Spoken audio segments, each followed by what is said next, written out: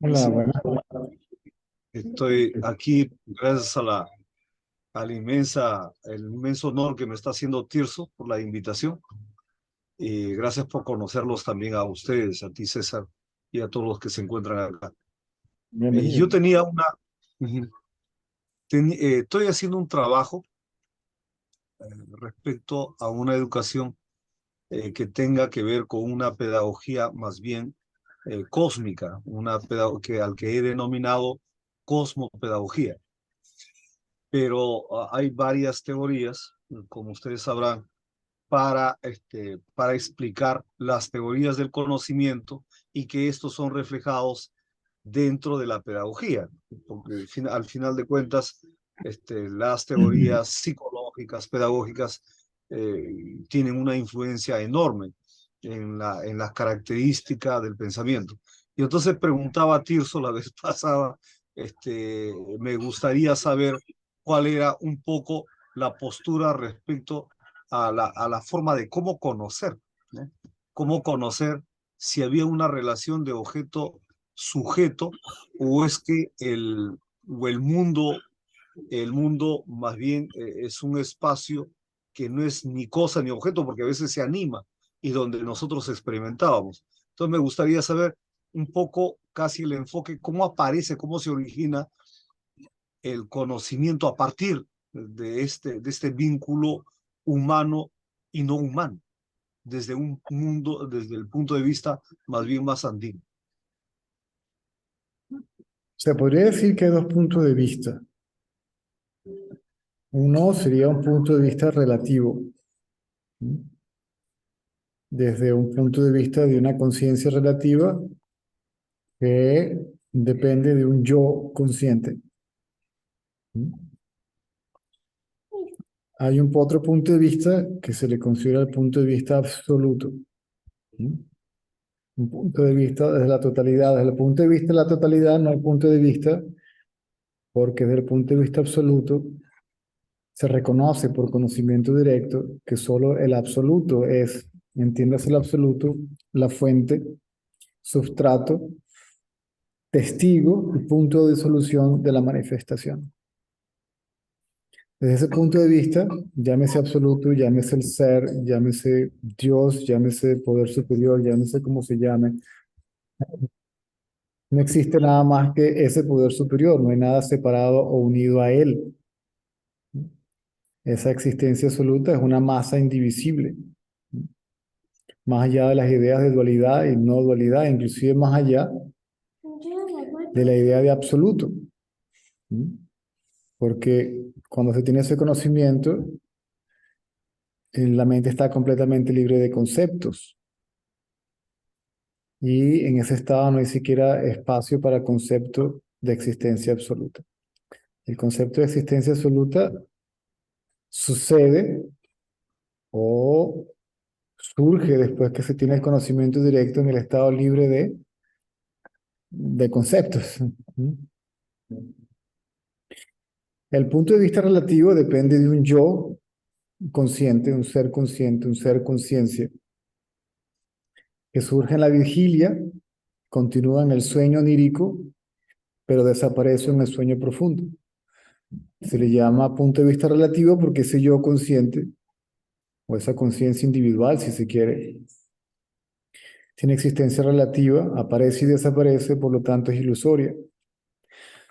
Todo lo que tenga que ver o que se base en el punto de vista relativo es tan ilusorio como quien tiene ese punto de vista, que sería ese ser consciente, ¿m? O esa conciencia de cuerpo. ¿M? Desde ese punto de vista, si hay identificación con el cuerpo, si ese yo conciencia se identifica con el cuerpo, aparece lo que se llama dualidad, que trae consigo la separación, diferenciación, sentido de independencia y más allá el juicio de valor, las ideas del bien y el mal, correcto, incorrecto, aceptable, no aceptable, moral, inmoral, etcétera, etcétera, etcétera. Cuando ese yo conciencia se identifica con el cuerpo, entonces le da subjetividad al cuerpo, el cuerpo pareciera que fuera un sujeto experimentando objetos como si fueran separados de sí. Aparece lo que llaman la dualidad. Aparezco yo, César. Luego aparecen tú, él, ella, esto y lo otro. A eso se le llama ego. Básicamente es yo y tú, dualidad. Yo estoy aquí, usted está allá. Hay dos, aparentemente. Yo estoy acá, usted está allá, estamos separados y somos diferentes y somos independientes de cada uno y a lo mejor otras tontas ideas como que soy mejor, peor, superior, inferior, etcétera, etcétera, etcétera. Todo eso colectivamente, desde el pensamiento yo o yo soy el cuerpo en adelante, es la mente. Simplemente es imaginación. Son construcciones mentales como tal, no tienen la más mínima existencia. No tienen, no tienen una, una base o un sustento como tal. Si esa conciencia, ese yo conciencia, no se identifica con el cuerpo, entonces ya el cuerpo se percibe como la totalidad del mundo y esa totalidad del mundo no se concibe como separado del yo consciente. Se llama no dualidad, no diferenciación, no separación, etcétera, etcétera, etcétera. Lo que uno conoce como conocimiento en esta escuela se le llama o se le denomina ignorancia aprendida, porque son meras interpretaciones mentales, aunque el pensamiento se le considera objetivo, basado en el hecho tal cual y como es, como se percibe a través de los sentidos, sigue siendo una interpretación que llega después de la percepción del hecho. Y desde este punto de vista, también se dice que ese pensamiento objetivo no puede ser subjetivo para nada, porque el mundo tal y cual y como se conoce es una interpretación que hace el cerebro dependiendo de la estructura del cuerpo humano. Por lo tanto, ese mundo es completamente subjetivo. Por ende, no puede haber un pensamiento objetivo sobre aquello que per se es subjetivo. Entonces, lo que uno llama, hay un conocimiento que es el conocimiento que sigue siendo interpretación del funcionamiento de la naturaleza o del universo como tal. En esta escuela también se maneja ese conocimiento, lo que se consideraría, ni siquiera conocimiento científico, sino comenzando por energía. La energía se transforma en materia es simplemente energía también, moviéndose a una velocidad muy lenta que da la impresión de que tuviera una realidad material sólida, ¿no? Pero en realidad son una cantidad de protones, neutrones, electrones vibrando a una velocidad determinada que da la impresión de que hubiera un mundo allá afuera real, material, sólido. Si comparamos el mundo que percibe el ser humano con el mundo que percibe una mosca, es completamente diferente. Entonces surge la pregunta, ¿cuál es el mundo real? ¿No? ¿Qué realidad como tal tiene el mundo? El mundo es prácticamente un universo como tal, es prácticamente un holograma energético, si se quiere.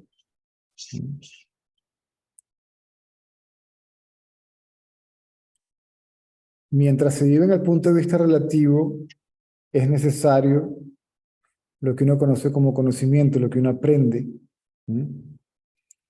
Cuando se sabe que ese yo consciente es inseparable, indivisible de su fuente, que es inteligencia misma, ya ese yo consciente no opera basado en conocimiento relativo, en conocimiento intelectual, sino que funciona por una inteligencia que suministra, ¿okay?, lo que sea necesario a ese yo consciente para funcionar. Por ejemplo, esto que estoy hablando ahorita, yo no me acuerdo lo que estoy diciendo.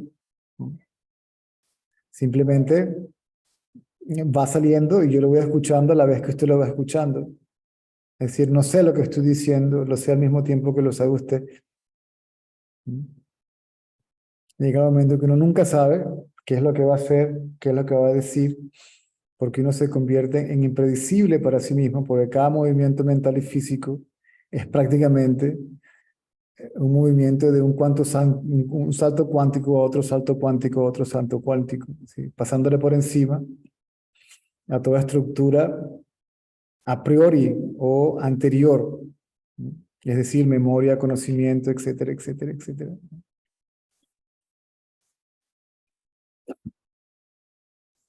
De nuevo, desde el punto de vista absoluto no hay nada que decir porque si solo el absoluto existe, ¿quién podría decirle qué, a quién y cómo? ¿No? Los dos puntos de vista coexisten, ¿no? Son inseparables e indivisibles, ¿no? El punto de vista relativo, después que se tiene el punto de vista absoluto, sirve simplemente para funcionar, ¿no? Un mecanismo de practicidad completamente pragmático para llevar las actividades de la vida diaria, ¿no? Donde obviamente es necesario la memoria, por ejemplo, el conocimiento de habla hispana o castellano para comunicarnos en este momento, no sé, cálculos matemáticos, etcétera, etcétera, norte, sur, este, oeste, derecha, izquierda, los colores, etcétera, etcétera.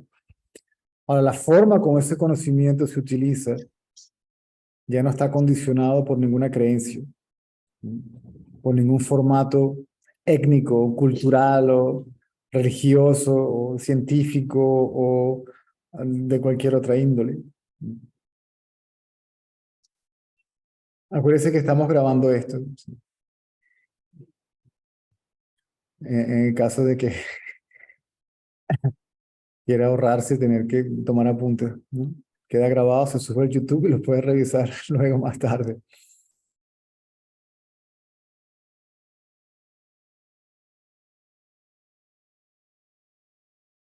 Por ejemplo, en este momento, al público pareciera que yo estoy hablando con usted o con ustedes, pero para mí es obvio que no hay ni yo ni ustedes.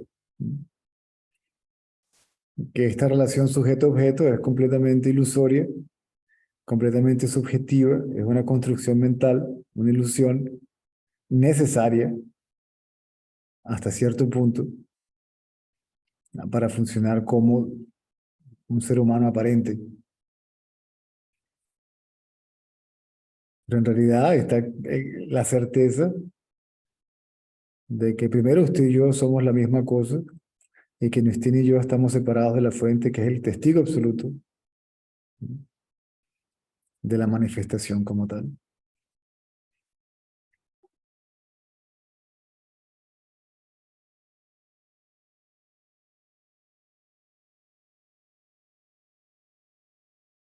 ¿Contento con la respuesta?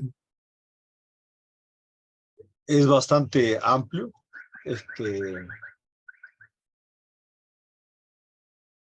tenemos varias respuestas ahí, ¿no? Una que decías que es relativo, es absoluto, pero a la vez esa relación sería ilusoria de alguna manera. Sí, Eh, desde el punto de vista de esta escuela, si la puedo llamar así, ah, hay una energía contenida dentro de esa inteligencia superior, llámese como sea. A mí me gusta llamarla poder ilusorio porque es el responsable de la aparición o la responsable de la aparición de la manifestación.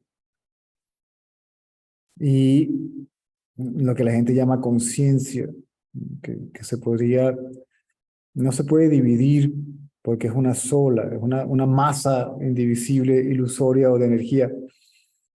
Se podría dividir nada más como forma de explicación. Este estado, lo que uno llama conciencia general o vigilia, ¿no? Un estado que llamaríamos eh, subconsciente, que sería el sueño onírico, el sueño con sueños, ¿no? Y tendríamos otro estado que sería el sueño profundo, donde no hay ni conciencia de ser ni conciencia de mundo, es oscuridad o ignorancia plena. Tendríamos el consciente, el subconsciente y el inconsciente, eso colectivamente es conciencia. Y eso colectivamente es ilusión. Lo único real desde el punto de vista de esta escuela es aquello que ve a la ilusión en cualquiera de sus modalidades. Esos tres estados se alternan, se contradicen, ¿no? Cosas aparecen, desaparecen, están sujetas a cambio, modificaciones, etcétera. Por ende se consideran irreales. No quiere decir que no existan como tal, ¿no? Sino que no tienen una realidad como tal, no tienen realidad absoluta, ¿no? Lo único que tiene realidad absoluta, que es siempre presente, no sujeto a cambio, no sufre modificaciones,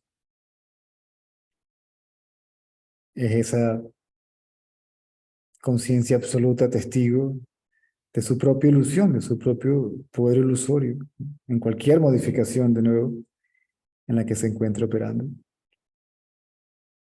Y es inconcebible para esta escuela que la ilusión tenga existencia separada e independiente de su fuente, que es la realidad, ¿no? La fuente, el sustrato, el testigo, el punto de solución de su propia manifestación. Ahora bien, mientras uno se va adentrando en esto y va entendiendo más y más el sueño, lo que se llama el punto de vista absoluto, si todo es el absoluto, ya ni siquiera se podría decir que hay algo que surge del absoluto porque tendríamos dos.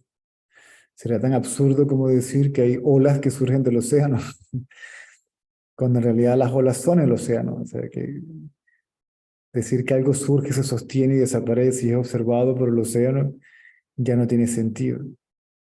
Y en esa condición, en ese estado, cuando se llega a ese estado, pues todos los conceptos colapsan, inclusive el concepto de ilusión, realidad, absoluto, relativo, etcétera, etcétera, etcétera. En ese estado no se sabe nada, solamente se es, y se es la totalidad de la existencia, si la puedo llamar así.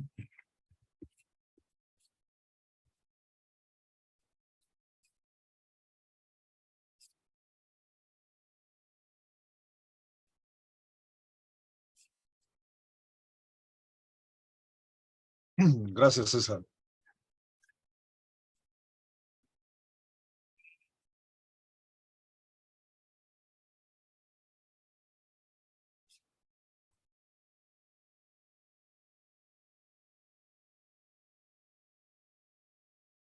Y lo que aquí se sugiere es un mecanismo de observación que cae sobre el yo, ¿no? Cualquier cosa que uno sienta como yo o como yo soy.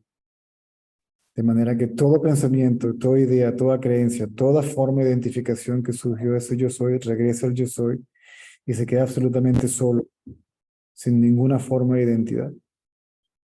Donde queda una conciencia de ser, pero no de ser esto y lo otro así y asado. Cuando esa conciencia se queda sola, pierde su identificación con el cuerpo y su fuente, su realidad, llámese divinidad como quiera, simplemente sola se revela y se sabe que el mundo, ese yo soy y su fuente son indivisibles, ni siquiera son tres, sino uno y la misma cosa. Eso se le llama también realización, iluminación, despertar o cualquier nombre posh que se haya inventado para definirlo.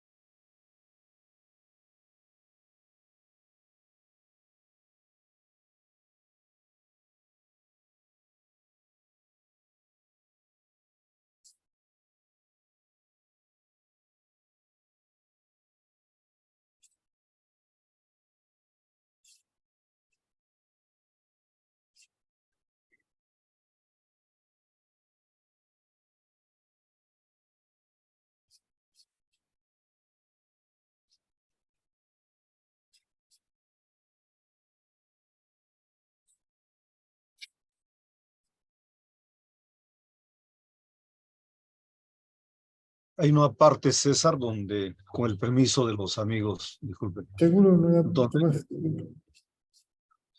donde tú dices que de algún modo estamos libres de conceptos de esa existencia absoluta. ¿Estaremos realmente libres de esos conceptos en el modo que, digamos, planteas y has explicado? Seríamos una especie de conceptos, digamos, inexistentes, pero que relativamente, de algún modo, expresa esa realidad del que hablamos. Es un reflejo de la realidad.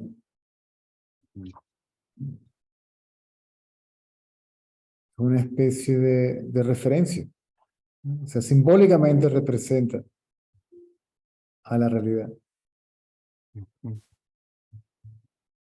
De hecho, el estado libre de conceptos en esta escuela se considera el estado natural.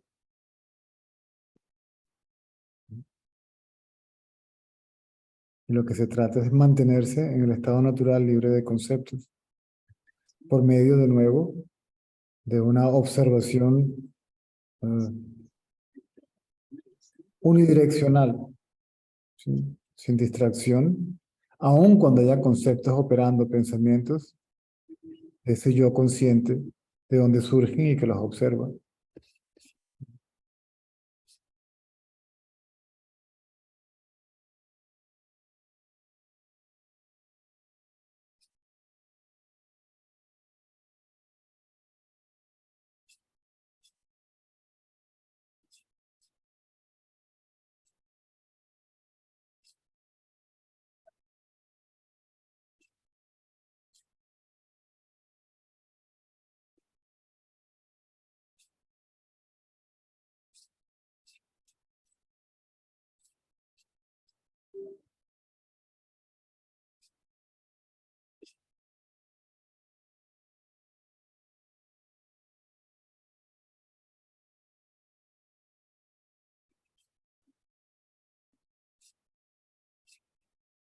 Y César, ¿no seremos una especie de, más bien, conceptos que conversamos entre conceptos, construcciones de conceptos? Esa Ah, energía que tú dices, ¿no serán un cúmulo de conceptos que conversan, que dialogan? no, porque tendría imposible que un pensamiento dialogue con otro pensamiento. No, no tiene sentido. Un pensamiento comunicándose con otro pensamiento. Hay intercambio de pensamientos. Pero los pensamientos, la mente como tal, que es un conglomerado de pensamientos que comienza con el pensamiento yo o yo soy el cuerpo, no es un ente. O sea, la mente no es un ente como tal. No hay una mente como tal que piensa. La mente es pensamiento.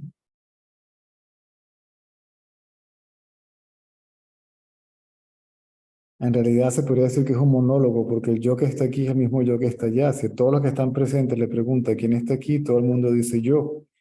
Y todos esos yo, ¿ok?, conscientes en ese cuerpo son el reflejo de la misma realidad. El absoluto manifiesta un cuerpo, y cuando el cuerpo ya está lo suficientemente desarrollado en el vientre de la madre, entonces emana su luz y aparece la conciencia en ese cuerpo, lo que llaman el alma, si se quiere, o el alma individual que todavía no tiene una idea de sí misma como independiente o separada. Es como que si los cuerpos fueran múltiples espejos donde se refleja un solo cuerpo. Es decir, que todas esas conciencias individuales o almas individuales, como se le quiera llamar, son todos el mismo reflejo del absoluto, son idénticos al absoluto. Luego, esa conciencia individual que es una y la misma se identifica con cada cuerpo. ¿Sí? Da la impresión que hubieran múltiples cuerpos diferentes, separados, etcétera, etcétera, etcétera. Eso es la mente o el ego.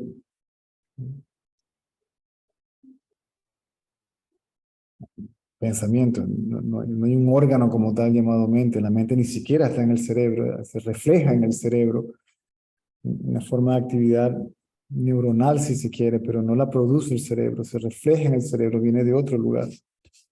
Unos canales si se quiere.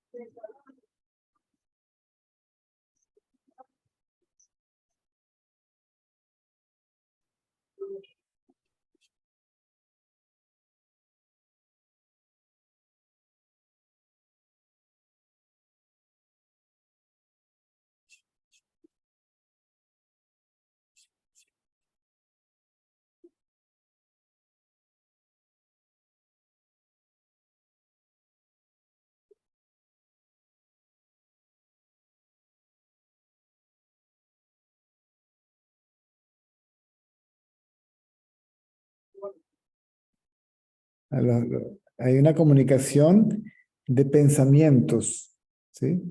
Pero no es el pensamiento que se comunica con otro pensamiento. Es lo mismo que está aquí comunicándose con el mismo que está aquí allá. La mente lo que crea es la ilusión de que hay múltiples individuos teniendo una relación sujeto-objeto, como si fueran dos entidades separadas.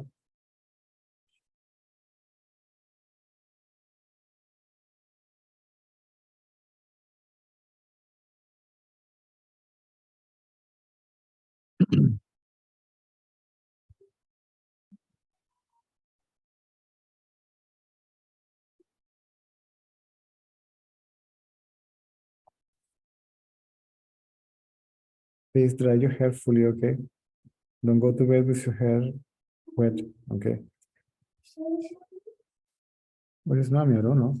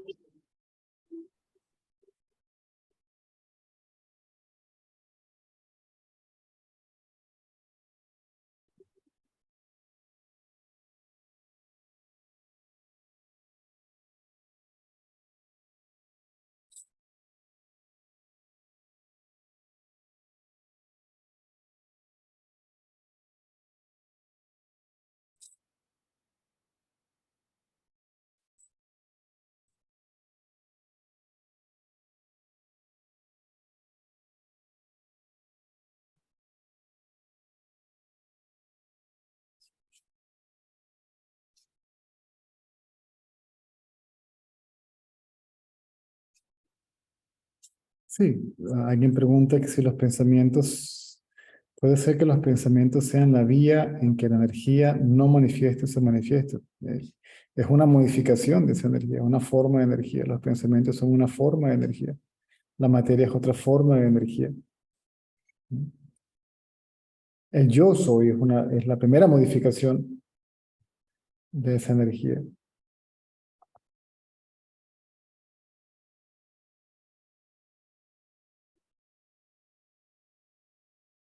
Antes de esa, de hecho, antes de ese yo soy una pulsación.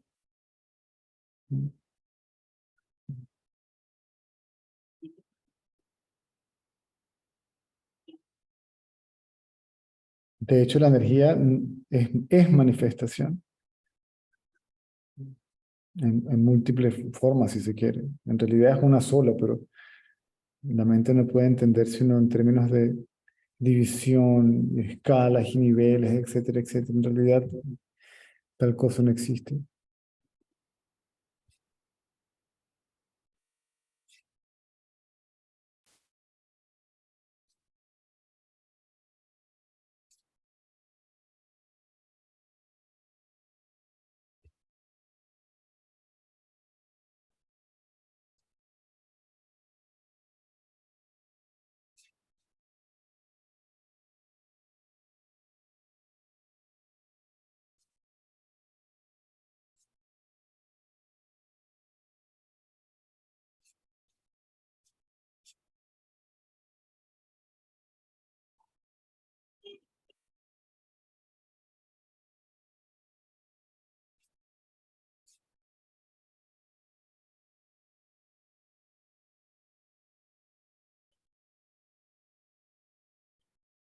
De hecho, cuando el sentido de separación con la fuente desaparece,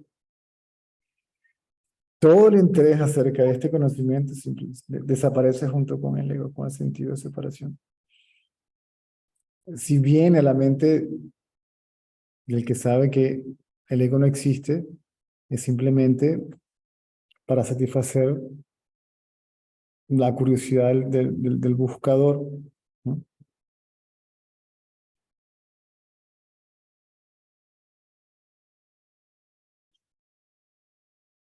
Está interesado en respuestas de orden intelectual para luego, por medio del intelecto, procesar toda esa información, entenderla, etcétera, etcétera, etcétera. Ahora, toda esta información viene sola como el resultado de la pérdida del sentido de separación. Se revela sola. Y mucho más, pero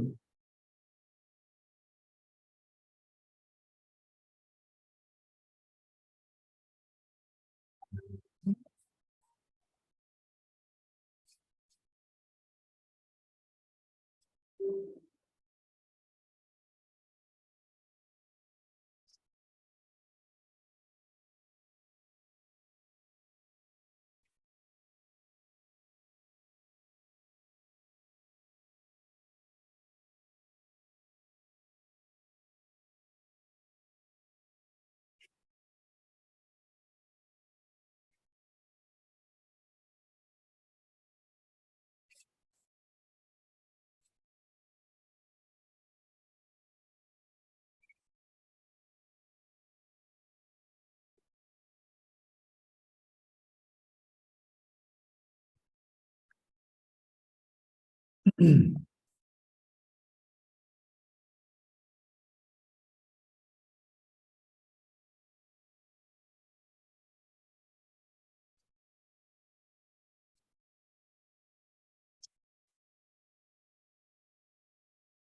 realidad lo único que haría falta para comunicar este conocimiento que se revela solo es el lenguaje como memoria, o como conocimiento del lenguaje para comunicarse con el otro, bien sea en español, en inglés, en el idioma que sea, por medio de un traductor si hace falta.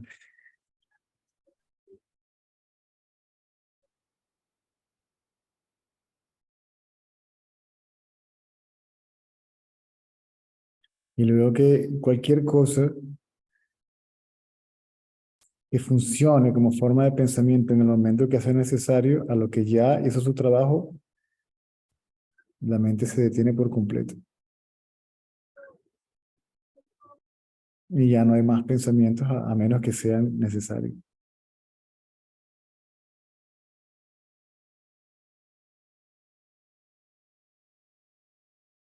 Y no se está pensando constantemente, de forma ininterrumpida, yo soy el cuerpo. Ese pensamiento que está ahí constantemente desde que nos despertamos hasta que nos acostamos y continúa, inclusive en los sueños, ¿sí? Ese pensamiento ya no existe. Esa idea ya no existe.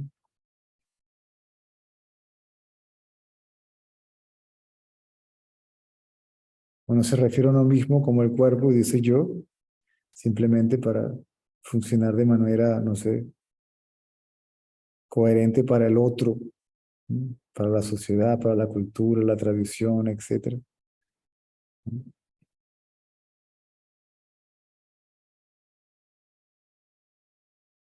Porque no entendería otra forma.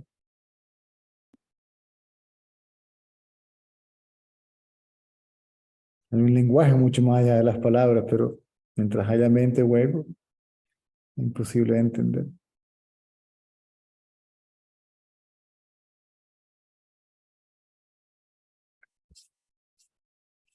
Una forma mucho más sutil que por medio de los pensamientos, los conceptos, las ideas.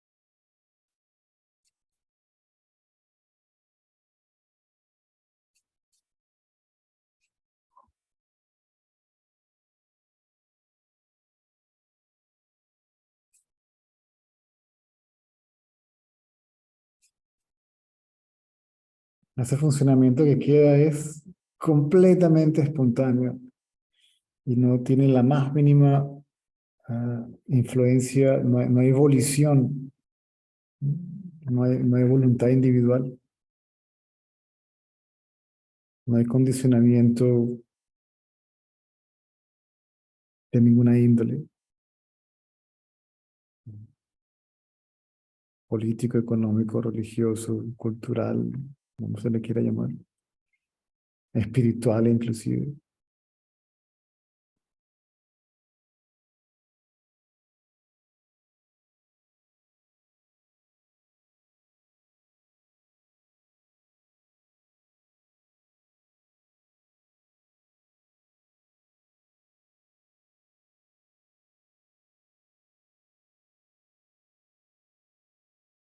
No hay un patrón establecido como forma de conducta, como forma de comportamiento.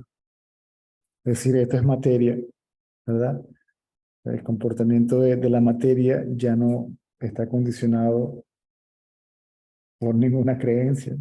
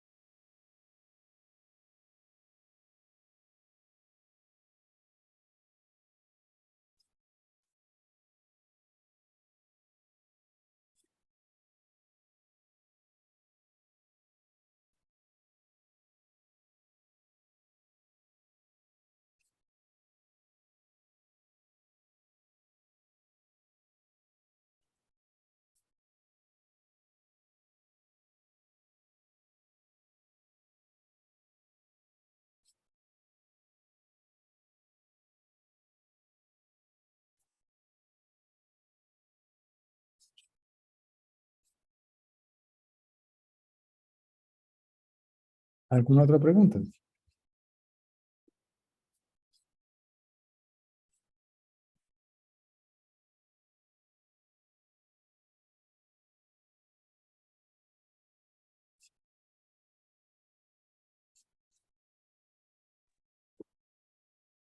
César, tengo conocimiento de que tú has hecho algún viaje a la India y Sí. ahí experimentaste todo un trabajo en educación, una actividad pedagógica. Me Mm. encantaría particularmente escucharlo, en tanto de que ese es un poco donde me desempeño. No, no, lo que sí allá es exactamente lo que estoy haciendo acá. Se me pidió que hablara de la conciencia con letra capital, la conciencia, es decir, que la conciencia es lo único que existe. ¿Sí? Por supuesto que estando en India y siendo la escuela donde vengo, la escuela Vedanta, no hinduismo, el hinduismo como tal no existe. ¿Sí? La palabra hinduismo o hindú se desarrollará en un contexto geográfico, ¿no? Un río que divide Pakistán, creo que e India, se llama Indus. Los que vivían al sur del río se llamaban los hindus. Antiguamente India también se llamaba Hindustán. Entonces, viniendo de esa escuela, pues se sugerían ciertas prácticas mal llamadas espirituales, porque son todas mentales, son hechas mentalmente. Y todavía había todo un espectro de religiosidad o de rituales o cantos devocionales, repeticiones de mantras, formas de meditación, etcétera, etcétera. Y dependiendo de la necesidad del buscador, pues dependiendo de la enfermedad, pues así se daba el medicamento. Pero el énfasis siempre era en la autoindagación y en la verdad única de nuestra escuela, que es que solo existe el ser. Entiéndase de nuevo como el ser, lo que quieran, pueden llamarlo Dios, divinidad, absoluto, fuente, uh, poder superior, inteligencia suprema. Simplemente reconocer que hay un poder superior que obviamente se encarga de todo y que no hay nada separado o unido a ese ser superior. Por ende, solo ese ser superior es que, que lo incluye todo. Por supuesto, aquellos que no podían entender esto, pues había que ir, digamos, al nivel mental e intelectual de esa persona y darle algo que tuviera referencia a este tema, de manera que esa mente estuviera ocupada en aquello que simbólicamente representa su realidad o su fuente, ¿sí? Y pierda poco a poco la tendencia, la inclinación el hábito de rumiar en los objetos materiales, ¿sí? Aceptarlos, rechazarlos, desearlos, no desearlos, ¿sí? De manera que esa mente o ese ego se vaya debilitando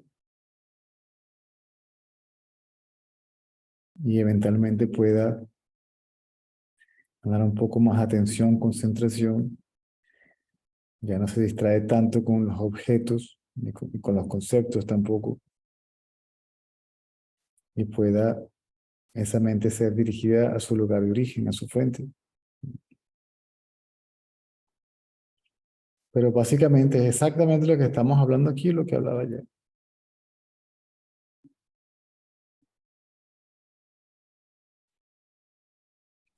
Durante 2 años, creo, lo hice en un ashram muy grande en India, y luego vinieron ciertos roces, diferencias políticas, culturales, etcétera, etcétera, y tuve que de una u otra manera seguir haciendo esto por cuenta propia. Viajé durante casi 5 años por todas partes del mundo.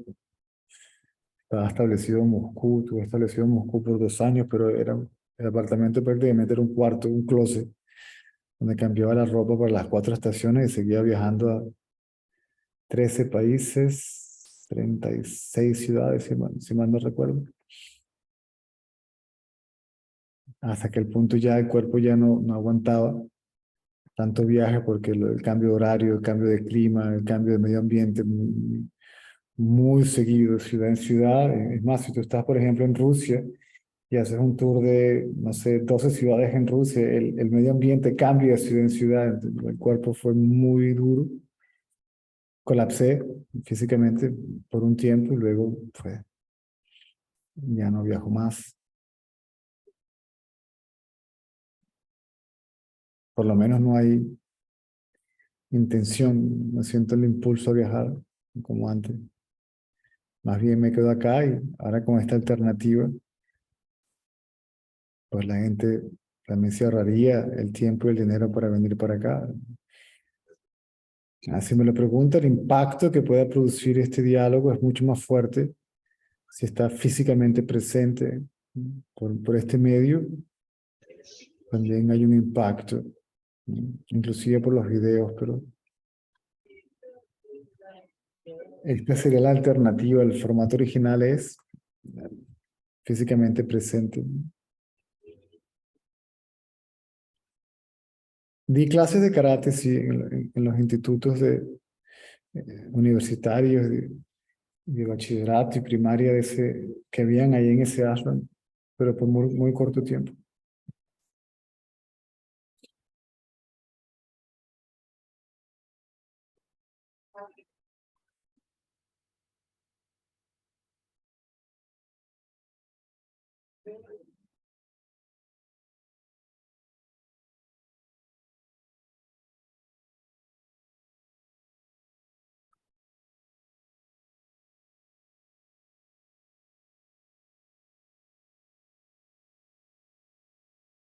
Ah, Tirso.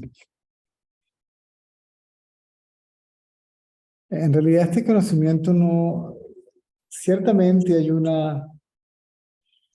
antiguamente no se transmitía este conocimiento de manera escrita, siempre se transmitió de manera oral, donde la verdad era una sola. Solo existe el absoluto y la única forma de realizarlo es no haciendo nada. No hay práctico mecanismo que pueda ser aplicado para que este conocimiento se haga directo, experiencia propia, porque todo mecanismo, toda experiencia sería una actividad física, ¿ok? O una actividad mental. Y ni actividad física ni actividad mental pueden llevar al conocimiento de la existencia del absoluto, que es lo único que hay. Entonces prácticamente sería solo el ser es, permanece quieto, mentalmente quieto, es decir, tienes que olvidarlo todo, al menos temporalmente, no querer nada, incluso este conocimiento temporalmente, y este conocimiento simplemente se revela solo. Nunca hubo una estructura de enseñanza como tal. Obviamente los sabios empezaron a darse cuenta del funcionamiento integral del cuerpo humano, del intelecto, de la mente, los órganos internos, centros energéticos, tal y qué sé yo, y elaboraron cualquier cantidad de conocimiento escrito. Para aquellos que no podían entender esta verdad tan simple y la forma de realizarla, que ni siquiera es simple porque no hay nada que hacer, simplemente quedarse mentalmente quieto, lo cual a muchos se les hace imposible porque están todavía muy interesados o en el mundo objetivo, el mundo de la materia, o en el mundo subjetivo, que es el mundo de las ideas, los conceptos, las ideas, el conocimiento, las teorías, las filosofías, las ciencias, etcétera, etcétera, etcétera.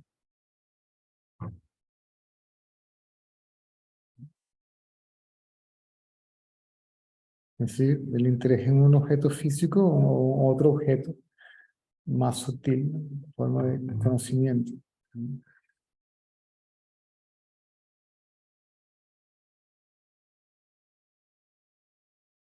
Y eran reuniones igual que esta. Por supuesto que con muchísimo gusto se aclara cualquier duda de orden intelectual que cualquier persona tenga, pero la idea es llevarlo de la satisfacción intelectual, ¿no?, a la realización espiritual, si se quiere,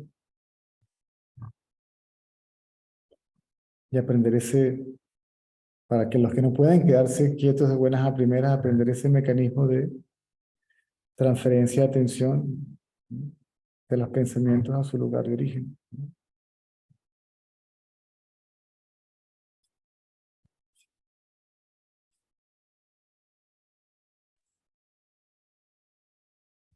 Mm, César, buenas noches.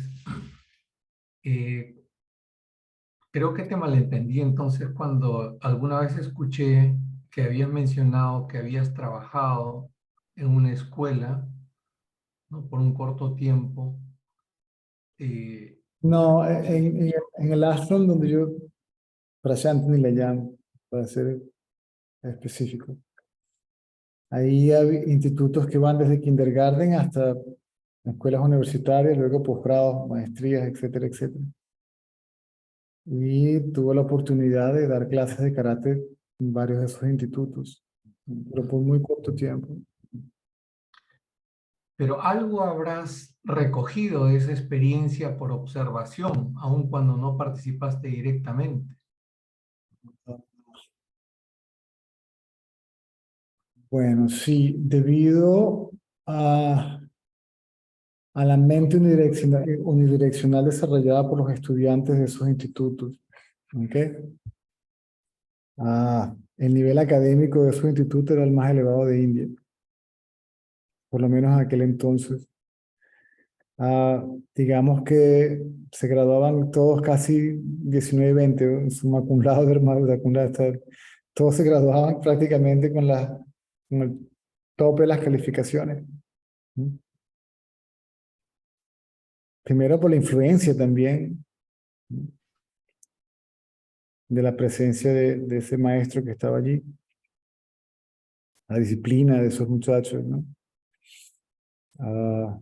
La devoción de esos estudiantes. Por supuesto que en el camino se habrá perdido más de uno, ¿no?, pero en su gran mayoría eran unos muchachos extraordinarios, ¿no? Son unos prácticamente superdotados, si se quiere. Aprendían así, lo que se les pedía lo aprendían, lo hacían de inmediato, una voluntad de servicio extraordinaria. Muchísimos de esos estudiantes, bueno, esos estudiantes, ese instituto era tan respetado que desde que los estudiantes ingresaban en primaria, ya tenían un puesto de trabajo afuera. Después que se graduó, todo el mundo quería contratarlos porque eran extremadamente eficientes y extremadamente altruistas. Muchos hoy en día tienen unos cargos, pues, en compañías enormes, muy importantes. Y muchos de ellos, simplemente de esos salarios que son muy jugosos, si se quiere, se quedan con lo mínimo para su supervivencia y el resto lo regresan otra vez como donación al instituto para seguir ah, ah, promocionando ese tipo de educación. Muchos de ellos ni siquiera quisieron ejercer sus carreras porque se graduaron, sino se quedaron ahí viviendo haciendo trabajo social. Ahí lo que se veía era una especie, una disciplina extraordinaria y un respeto a este conocimiento indiferentemente del lugar donde viniera, llámese budismo, cristianismo, sufismo, como sea, porque se reconocía que todos en esencia enseñaban una y la misma cosa.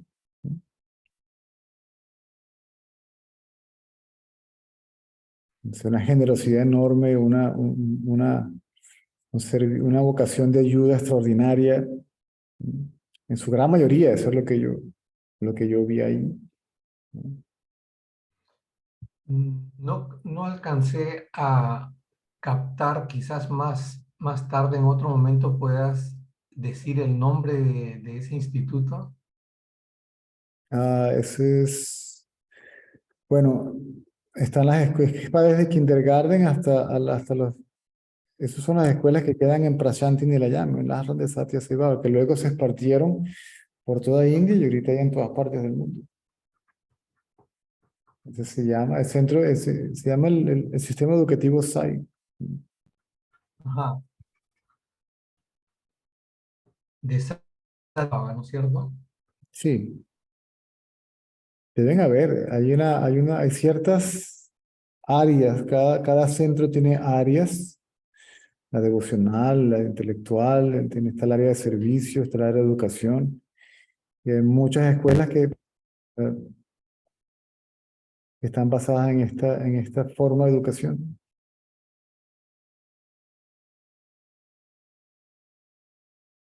Las escuelas de valores humanos, etcétera, etcétera, etcétera. Hay una amplia gama, ¿sí?, de conocimiento impartido en ese sitio, pero en el caso mío,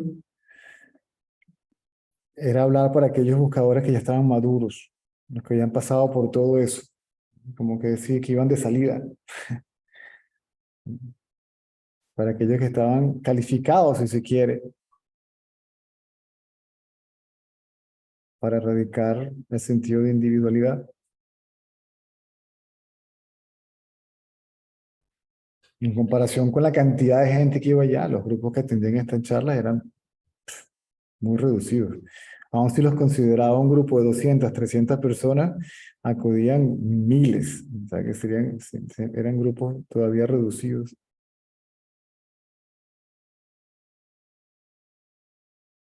Y un grupo de 100 personas en una temporada alta, pero el resto era grupos de 20, 30.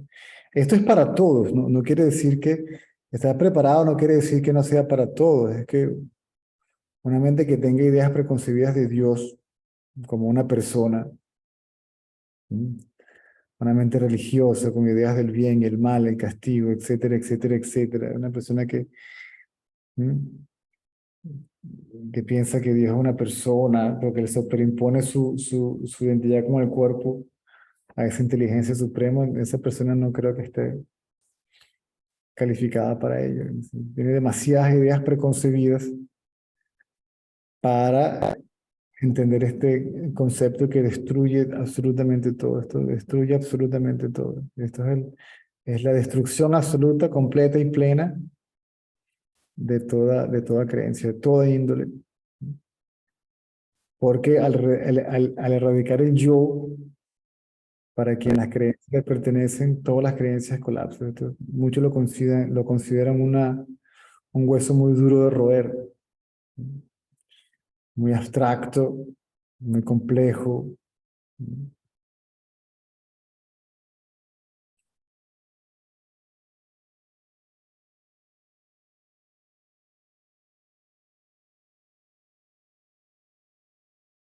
Esto era para grupos, lo hemos hablado antes, son para los buscadores tipo carbón. Están los buscadores tipo carbón, el buscador tipo árbol, el buscador tipo pólvora. El tipo pólvora no necesita de nadie, ni siquiera de un grupo. Casos muy raros como Ramana o Buda, sí, que por ellos mismos, un proceso interno único dentro de ellos que los llevó a despertar en muy corto tiempo, ¿no?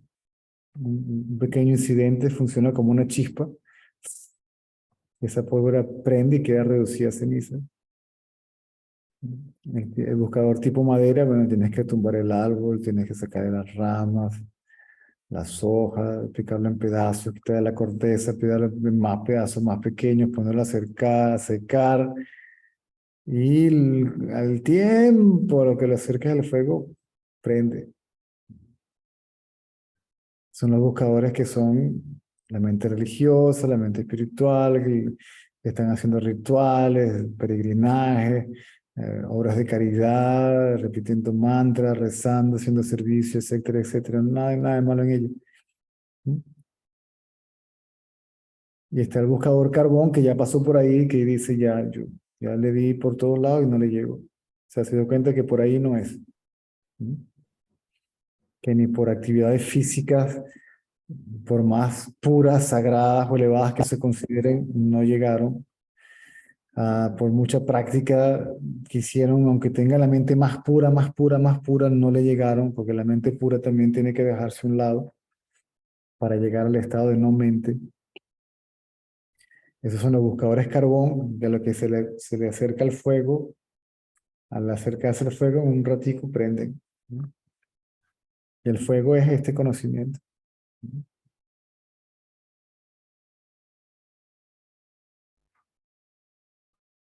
Y Gracias, no, César. no solamente el conocimiento, sino el fuego, es decir, el poder que permea la palabra.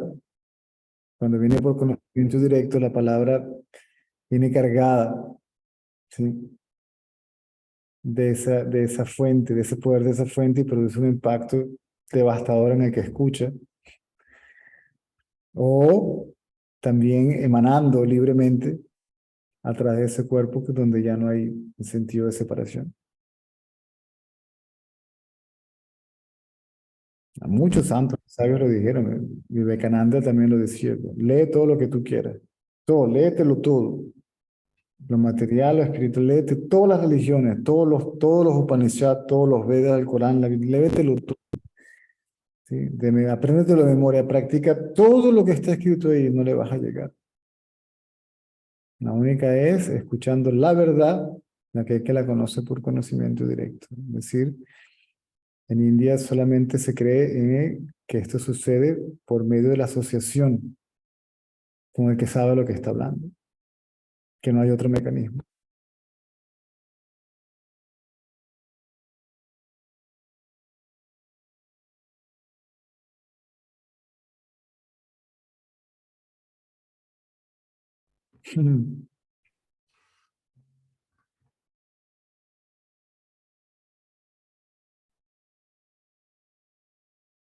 Todo tipo de búsqueda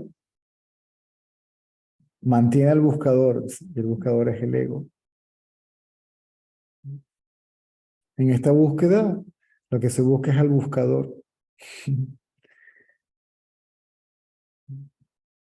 ¿Qué es el ego? Búscalo a ver si lo encuentras. Busca la mente. ¿Qué es la mente?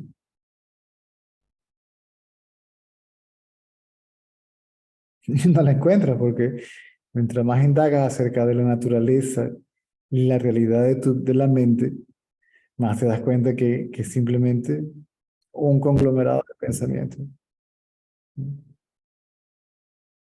Y la identidad como tal simplemente colapsa. A lo que esa identidad de cualquier índole colapsa, entonces la realidad, Dios, como lo quieran llamar, se revela, ¿no? Y se sabe que ese buscador es idéntico a lo que está buscando, es lo que está buscando. No lo encuentra, ¿no? Porque lo es. Es como una ola buscando el océano, otro absurdo. La ola no encuentra el océano. Se sabe que la ola es el océano. Si la ola es el océano, entonces no hay ola, ¿cierto? Solo el océano es. En este caso es lo mismo. No hay uno que encuentre al otro. Primero pareciera, se dice yo soy eso, y luego ese yo soy también desaparece. Y se sabe que solo eso es.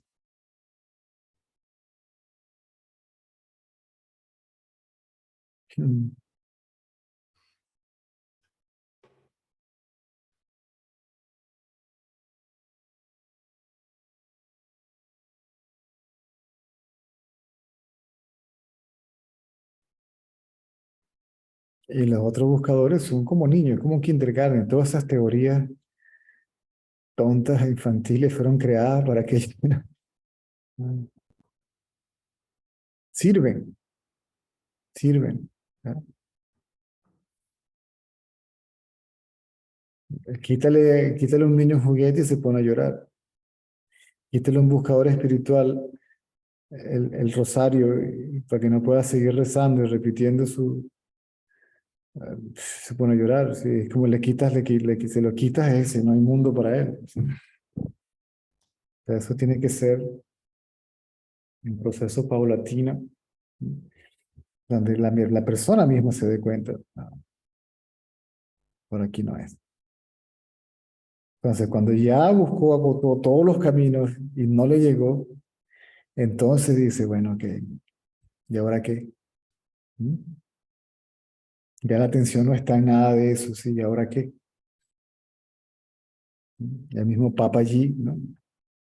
Que aun cuando Cristo se le aparecía y jugaba con él y todo, tenía visiones, y digo, ajá, pero Krishna también dice que la realidad de Dios es sin nombre y sin forma, pero no sé cómo le llego.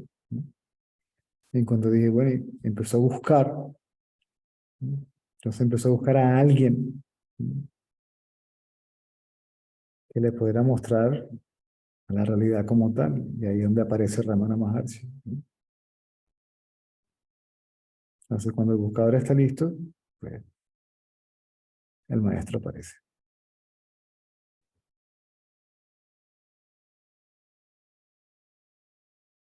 Y después que se encuentran, olvídese, ya no hay vuelta atrás. Se dice que el que cae en la graciosa mirada del gurú es como el cervatillo que cae en las fauces del tigre. Rack. Y a lo que cae en las fauces del tigre ya no tiene escapatoria. Hay muchos cervatillos que se asustan y dicen, no, esto es muy... Y tratan de salir corriendo, pero por más que corren, se encuentran en el mismo sitio, en las fauces del tigre. Y mientras más pelean, más les duele porque ellos mismos se están haciendo daño con los dientes. Y quedarse tranquilitos y morir en paz.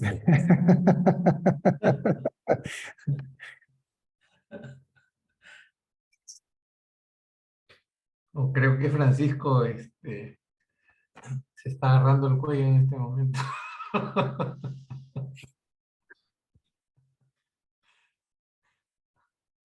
Muy agradecido, César. En Sí, realidad, porque, yo...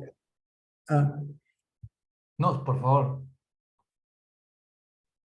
sí, porque lo importante es la persona del buscador serio, que realmente está interesado, o sea, que no está buscando jugar con el conocimiento.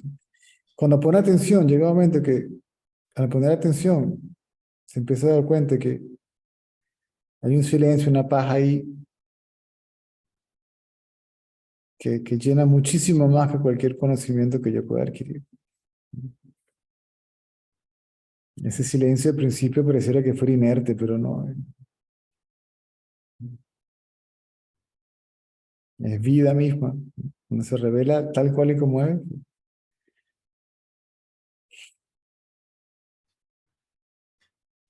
entonces uno empieza a decir, bueno, discrimino, ¿qué prefiero?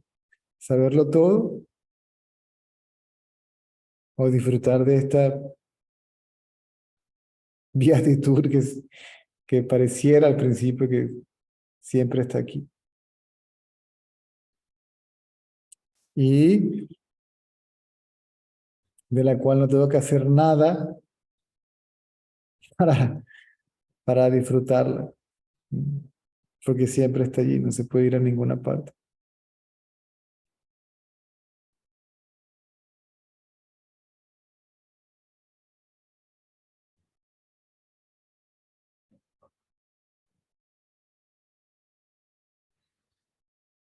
Volviendo a la escuela, desde el kindergarten para adelante, entonces sí es posible asociar esto de alguna manera a, a la educación, y eso no me quedaba claro al principio, ¿no? O sea, parecía que Sí, era una cuestión. definitivamente, sí, en la ausencia de los valores humanos básicos, aunque una mente que no esté, una mente que sea egoísta no, nunca le llega. Entonces, ciertos patrones de conducta, cierto comportamiento moral, inclusive si se quiere, son prerequisitos. ¿Mm? O sea, se aprenden para luego llegar a esta escuela, que es la escuela donde desaprenden todo. Esta escuela es una escuela para desaprender.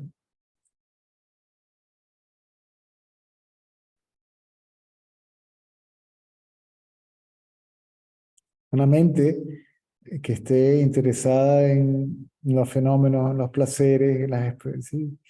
En experiencias de toda índole, esa mente no le interesa para empezar esto. Una persona con muchísimo dinero en un yate rodeado de placeres, ¿sí? No se preocupe, no tiene preguntas existencialistas. La única pregunta es qué hay en el menú para hoy.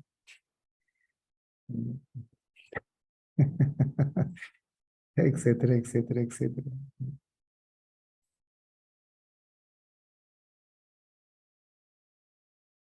Entonces, la respuesta corta es sí es posible comenzar a una edad más temprana, porque yo No, comencé, no hay punto de referencia.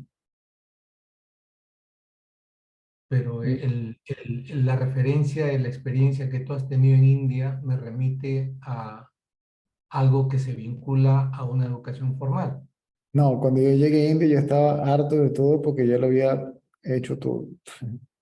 No me refiero a ti, sino a lo que tú observaste alrededor, ¿no? De lo que era tu interés principal. Lo que yo vi alrededor no era el interés principal para mí. No, pero claro, evidentemente, pero has contado la experiencia de haber visto a Claro, personas. ese instituto trataba de recuperar el sistema educativo real de la India, que era basado en los Vedas, Mm, que era como se enseñaba antiguamente al niño. O sea, mm, punto de vista que el maestro se involucra personalmente en la vida de los estudiantes y cuando el estudiante no va o le pasa algo, el maestro va a la casa del estudiante y habla con la familia para ver qué es lo que está pasando y con el conocimiento védico que tiene, trata de ayudarlos. Ese era el conocimiento, así era como se regía la India en la época dorada, si se quiere. Y ese conocimiento se fue perdiendo. disculpa Pero mi ignorancia, César, pero tú cuando, cuando, hablas. cuando yo llegué allá, yo no estaba en lo más, ni me involucraba con nada, yo lo dejaba estar, lo dejaba hacer porque ¿qué vas a hacer? Pues está allí, punto, y lo respetas porque primero estás en una tierra extranjera y esa es su cultura y esa es tu forma y no te involucras en eso. Lo observas, ves cómo funciona, lo dejas funcionar, pero no estás interesado en nada de eso. Ujú, ujú. Sin Hasta embargo, todo el interés en cantos devocionales, prácticas espirituales, todo ese interés en este caso, en el mío, desapareció. claro. Simplemente quería quedarme quieto, sentarme y no hacer absolutamente nada, que no es flojera,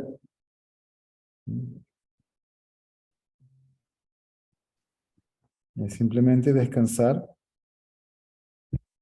en tu propia realidad.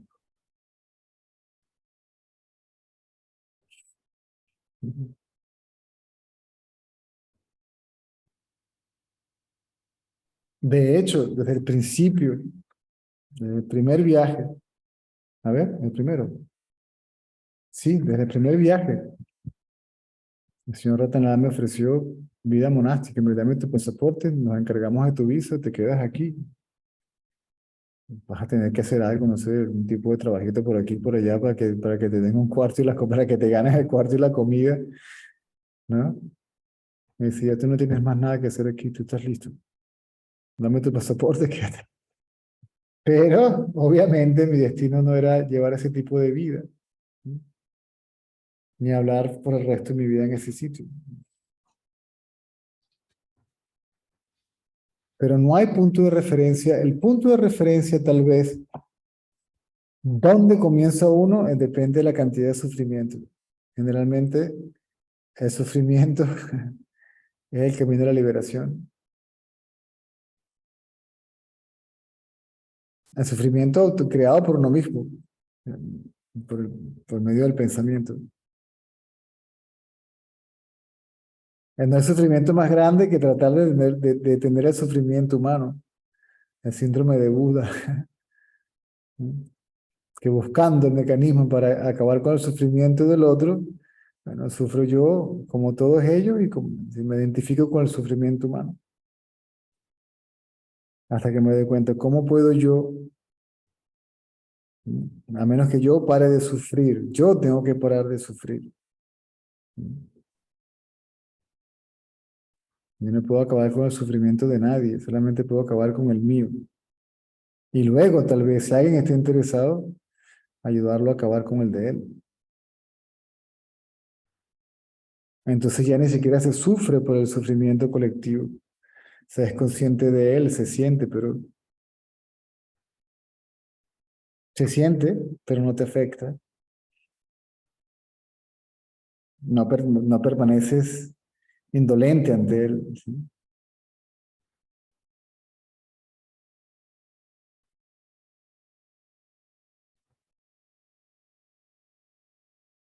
De hecho, el sabio pasa horas y horas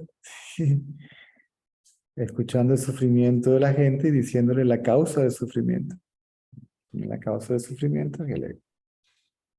Y la forma de erradicarlo es o indagar acerca de su realidad, qué es el ego o de dónde surge. Gracias. No, ahí se podía ver, en ese sitio se podía, no solamente en el ashram, eso se extendió hasta los pueblos alrededor. La forma como vivían esa gente era completamente diferente al resto de India.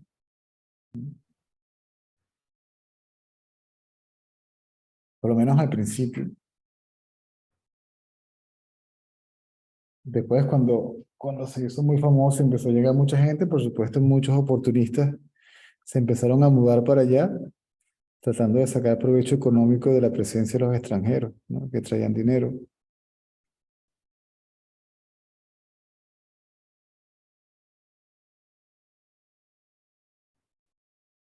Hasta el punto en que se construyó inclusive un centro comercial adentro, donde se vendía todo a precio de costos para que la gente no tuviera que salir y ser eh, utilizado o estafado o lo que sea por la gente de afuera. O sea, que todo lo que hacía falta estaba adentro. Se hizo una cantina occidental para que los extranjeros que no estaban acostumbrados a la comida hindú, que tiene mucho picante, la menos picante es picante, ¿sí? Cuando tú le dices, no la quiero picante, ellos no entienden eso. Entonces, en vez de ponerle siete ají chirel, 7 ajíes picantes, le ponen uno o dos, pero siempre viene con algo. Y la cantidad de especias, ¿sí? Que el occidental no está acostumbrado. El primero que te manda es directo al baño. Entonces se hizo una cantina con comida occidental, ¿sí? O sea, Baba hizo todo lo que se podía para crear un ambiente idóneo en todos sus sentidos para que el buscador se dedicara a lo suyo. En términos de hospedaje, los libros se vendían a precio de costo. Todo se vendía a precio de costo, ¿no? Las únicas ganancias que generaba el ashram eran las donaciones.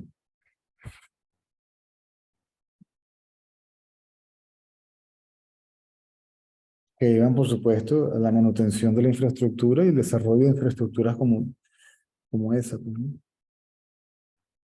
Los profesores de los institutos eran los profesores mejor todavía, creo que son los mejores profesores pagados de India.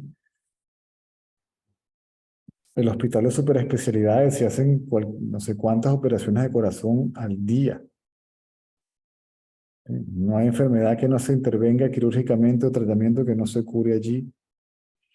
Las eminencias científicas, médicas, hacen cola. Si se ponen en lista de espera para ir allá y trabajar gratis en ese instituto. En un hospital de super especialidad que parece un... No le estoy haciendo propaganda al sitio, pero como me preguntas, pero tengo que escribir, no me queda otro.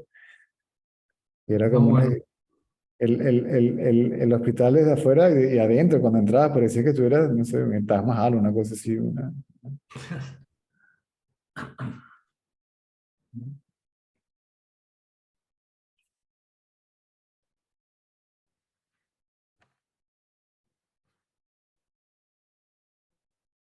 Pero a mí nunca, eso realmente no fue lo que a mí me llamó la atención. El Baba te decía, yo te doy lo que tú quieras hasta que tú quieras lo que yo vengo a darte. Y muy pocos quieren la mano, sino lo que la mano les da.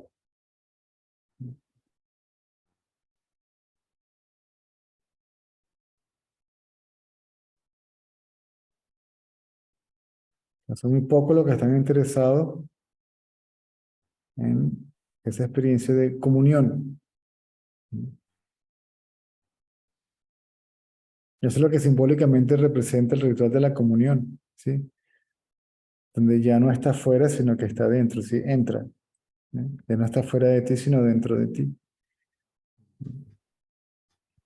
Dentro, por decirlo de alguna manera, porque ahí se revela, pareciera que estuviera dentro, ¿no? Se conoce como el corazón espiritual, etcétera.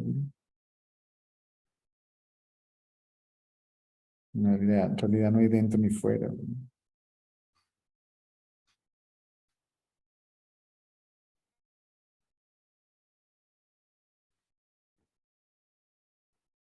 gracias César. Voy a cerrar el micrófono. Ok.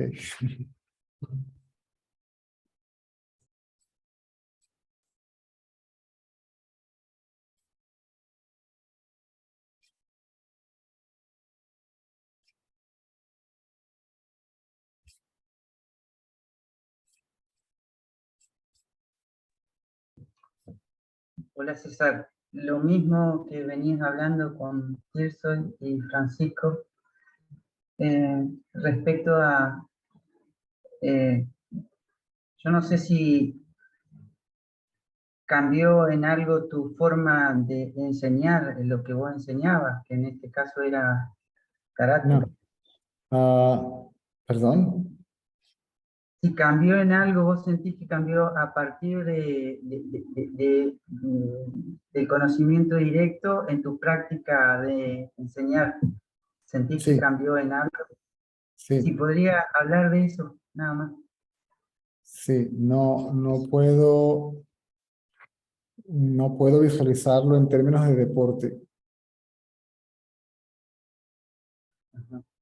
incluyendo el sistema de grados, que antiguamente no existía. Todo eso fue desarrollado para hacerlo atractivo al occidental, que es como un delfín, que si se porta bien le tiran una sardinita, ¿no? Tienes que darle un premio, tienes que reconocerle su... Entonces no puedo, simplemente no puedo enfocarlo de esa manera. Sería inclusive contradecir al fundador de, por lo menos, de la escuela donde yo entrenaba. Es interesante que lo preguntes porque, mira, estás hablando y aparece, no te lo miento, te lo voy a tomar la foto porque estás preguntando. Es interesante cómo las cosas salen solas. Y no lo juzgo, pero ya no puedo comulgar con ellos.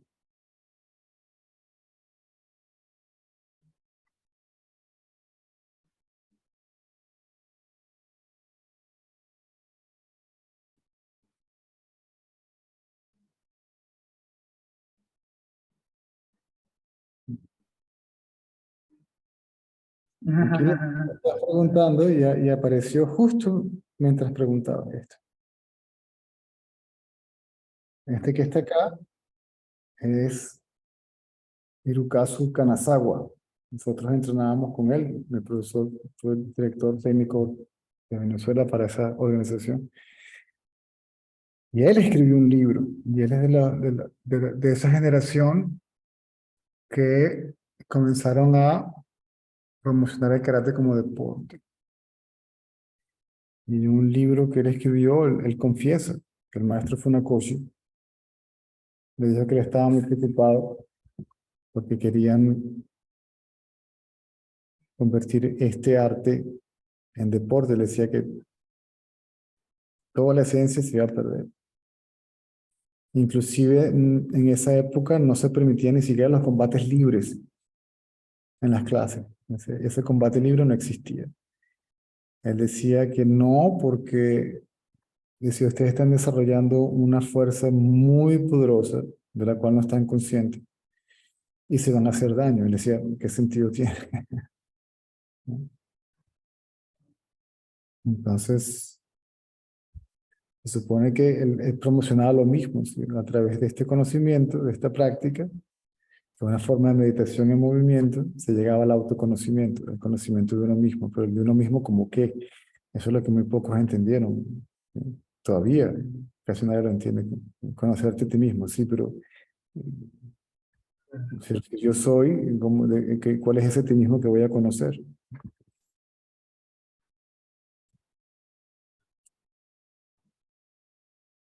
Y luego, Sí, y luego es un negocio. Los campeonatos mundiales son un negocio. Los campeonatos, las competencias como tal, en cualquier nivel. No quiero hacerlo el comentario de forma, no sé, que no suene como ofensivo. relativo.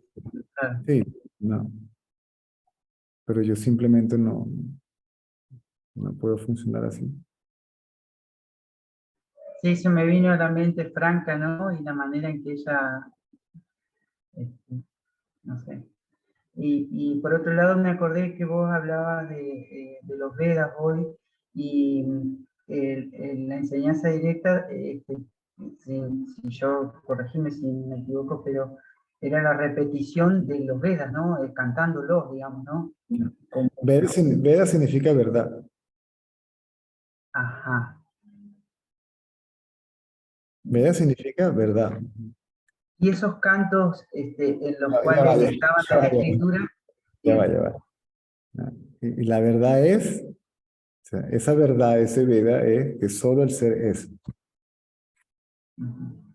Luego se repite esa misma verdad de infinita cantidad de formas.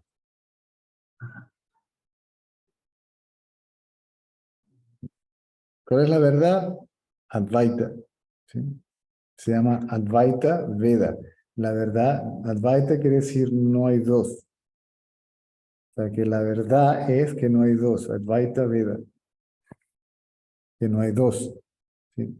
No está Dios y el mundo. ¿Sí? No está la fuente y la manifestación. Son de la misma cosa. ¿Y cómo llego a ese conocimiento? No hay cómo. A la final, todos los caminos te van a llevar a esa conclusión. O sea, todos los caminos son válidos, ¿no? Porque te llevan a la conclusión de que no hay camino.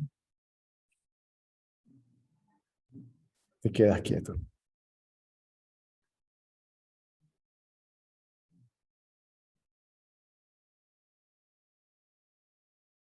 Y en ese estado de quietud, ¿no? El absoluto se revela.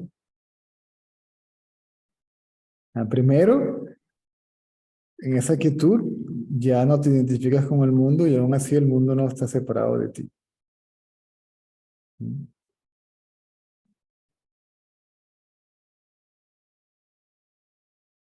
Por eso esa condición es sine qua non.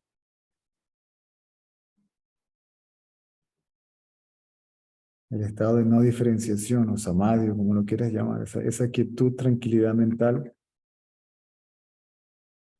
donde el ego se disuelve. y que a ese yo soy,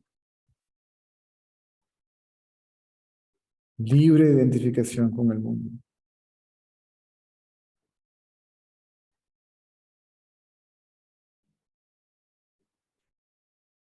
Ahí empieza a sentir, ahí se empieza a revelar, ¿no? La fuente.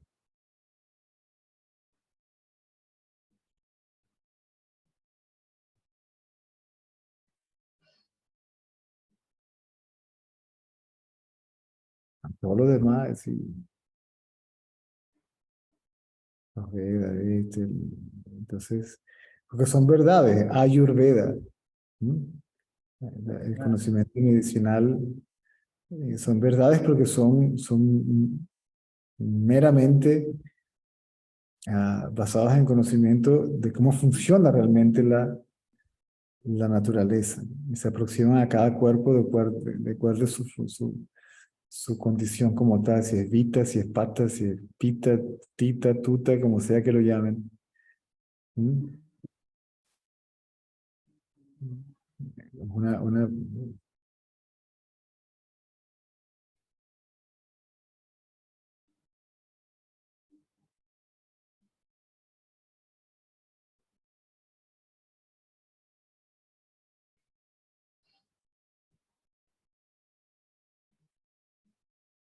y luego aparecen los Puranas, los Upanishads, etcétera, etcétera, ¿no? Pero son simplemente variaciones del mismo conocimiento. O sea, si tú lees el Gita, lees el Yoga Vasista, o lees Ashtavakra Gita, o lees Advaita Hoja de Pica, o Viveka Chudamani, si tú lees todos esos libros, todos te dicen exactamente lo mismo. Exactamente lo mismo. Sí, son simplemente.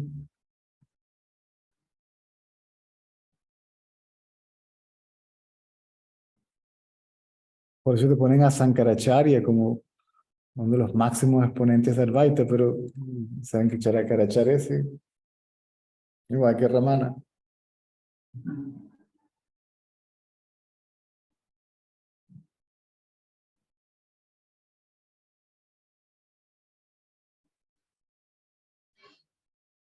Por eso se le consideraba una encarnación de Shiva.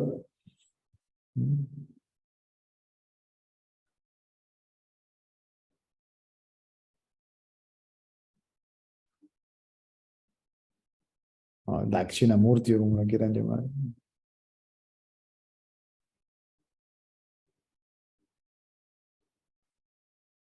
Esa era la enseñanza ramana, pero no la entendían. Y quédate quieto, siéntate y quédate quieto. Siéntate y calla.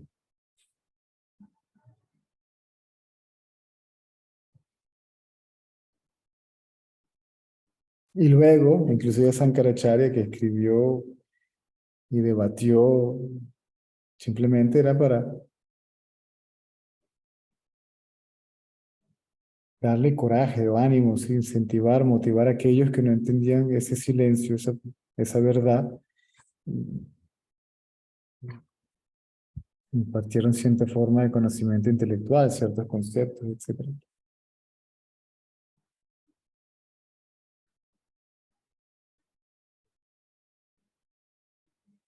Es como que ayudaban a aprender con la propia ignorancia, ¿no? De las tendencias que se manifestaban en la presencia de ellos, ¿no? Sí.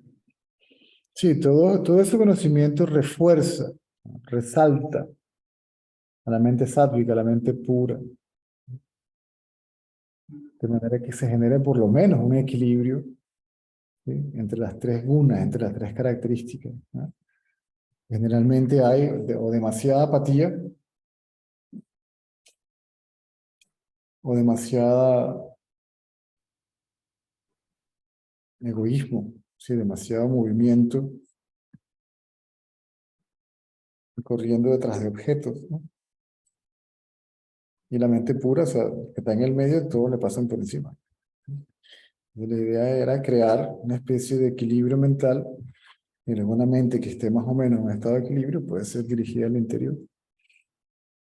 Y aún así tiene que ser por medio de la mente pura, ¿no? La mente pura es la que te lleva al estado de no mente.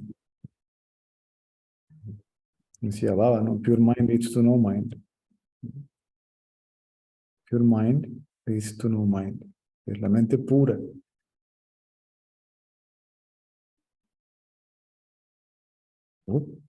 Esa mente pura se disuelve en el yo soy. Y ese estado del yo soy, donde no hay ningún tipo de movimiento de la mente, ninguna de sus tres características. Ese se llama el gunatita, así que trasciende las gunas. El turilla, tita. Sigue siendo un estado mental o un estado de conciencia relativa, como lo quieras llamar. Turilla, perdón, turilla. Ujú. Por eso se habla de turiyatita, de que más allá del cuarto estado. No es que sea un quinto estado, ni siquiera es un estado. Es la fuente de todos los estados de conciencia.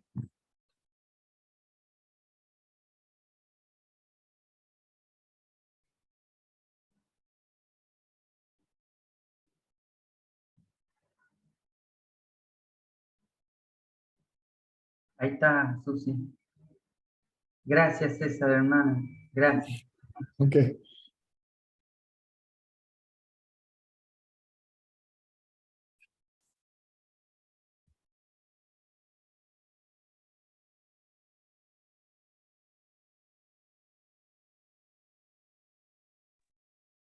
Hola César, ¿qué tal? ¿Qué decís? Muy bien. Vos hace un ratito, cuando hablabas con Tirso, le comentaste que cuando fuiste a la India, eh, más allá de cualquier concepto, no sé, a mí me pegó lo que dijiste, me pegó mucho lo que dijiste. Más allá de cualquier concepto, te dijeron, quédate tranquilo.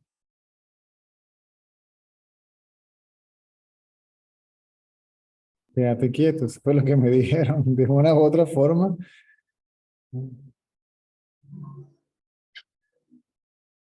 El señor No, Atalaya llegó al punto de decirme que no hiciera nada menos que me lo pidieran.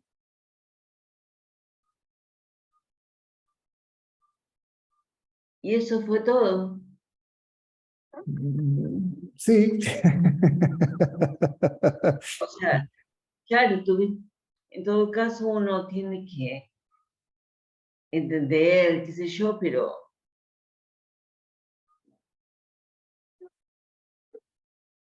quedarse quieto nada más. Mm. Mentalmente quieto, no, no físicamente Sí, quieto, sí, mentalmente sí. quieto. Sí, incluso te dijeron que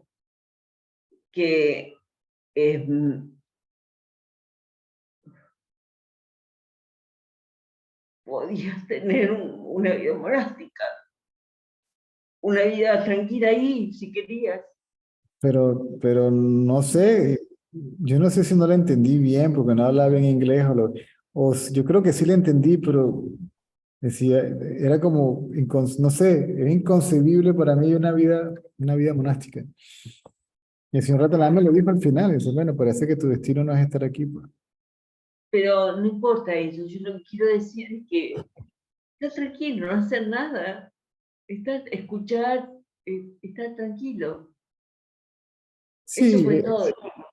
Y está, César, él me dijo también, no forces nada, deja que las cosas sucedan por sí mismas. Es decir, no hacer nada no quiere decir que no me voy a mover, no hacer nada no quiere decir que abra la nevera o la despensa y no vaya comida y no vayas, ¿sí? Hay la necesidad, ¿sí? Te pide que hagas algo. Eso quiere decir, no hagas nada menos que se te pida. O sea, cuando surja algo que hacer, algo, no estés buscando qué hacer. ¿Mm? eso, claro. No estés buscando qué hacer. A usted dijeron, quédate quieto y la verdad se va a revelar. ¿Vos crees que es posible que es seguro que la verdad se va a revelar así? Ya está allí. La verdad ya está allí. No la busques. Sí. No hay nada peor que buscar la verdad o la realidad o a Dios. Es un absurdo. O sea, ¿cómo podría yo buscar lo que ya está aquí? Lo que ya está aquí y ahora, lo que ya está presente. Tengo que dejar de buscar. Eso es quedarse Claro, quieto. No buscar, revelarse es como, no buscar ni revelarse nada afuera ni sería, nada adentro. Ni nada afuera ni nada adentro. claro, en realidad revelarse lo dice uno porque hay que hablar, pero no es ni revelarse, no es ni revelarse, es que ya está ahí. Ya está allí. Revelarse no quiere decir que aparece.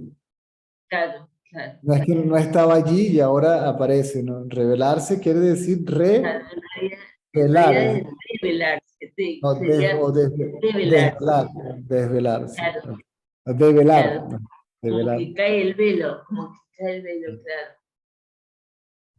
Y el único velo que existe son los pensamientos. Pero La- lo increíble, cuando vos contaste, cuando dijiste eso, fue algo tan increíble, ¿eh? O sea, que te diga que descanses, ¿no? Que estés ahí, que descanses.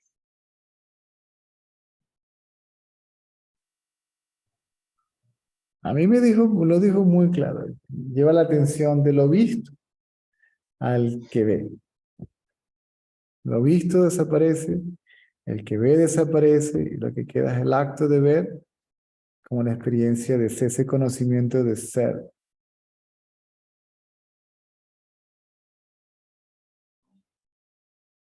Que es ver. Y luego aquello que ve se revela. ¿Qué era el yo soy? Y así, Desaparece el objeto, desaparece el sujeto. César ya no es el sujeto. ¿Mm? Y ese yo soy es una especie de subjetividad más que un sujeto. ¿Mm? Ese yo soy no es el ego, no es la mente.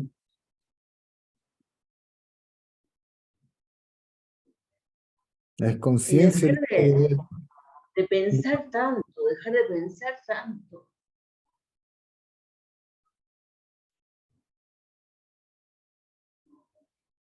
Aquí aquí ni la mente ni el intelecto juegan ningún papel.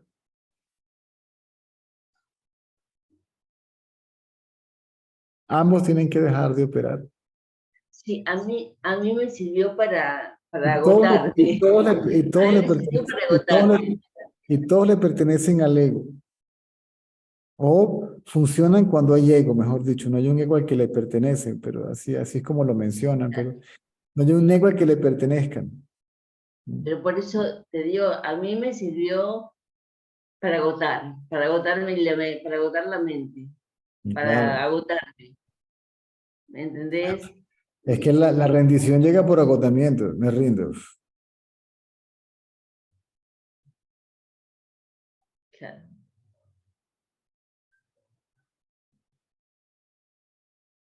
Bueno, Y abandono todos mis esfuerzos, todas mis intenciones, incluyendo la de obtener la liberación.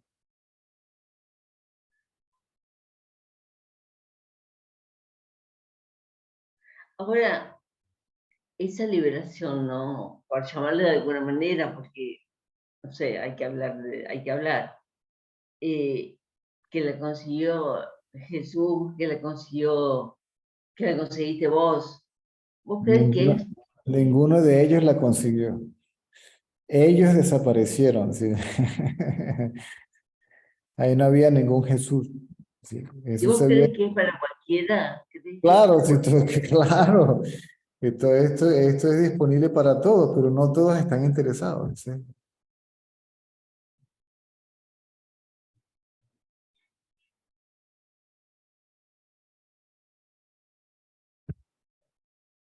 Claro, a mí un poco me Hay, asusta, hay muy pocos que están interesados en estar desinteresados.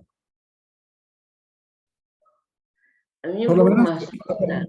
por lo menos temporalmente, para tener primero un poquito de tranquilidad mental y luego, aunque sea un atisbo de nuestra realidad. Y después que tengas después es como el que prueba el néctar divino. El que prueba el néctar divino, no, yo ya no quiero más nada.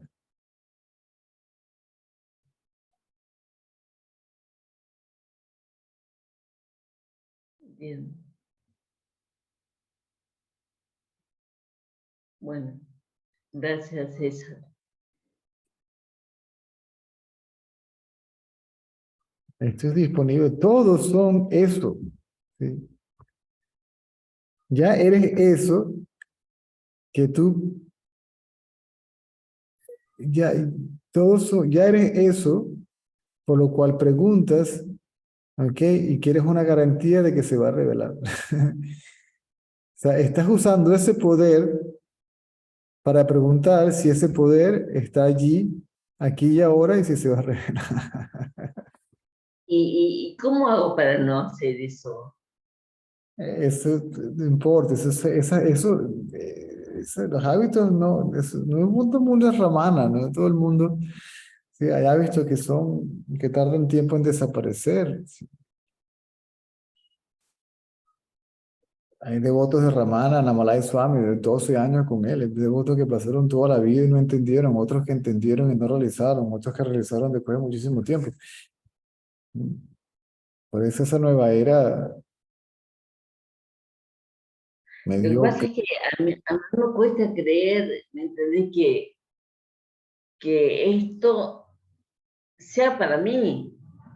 No, para mí no. Eso no es para mí.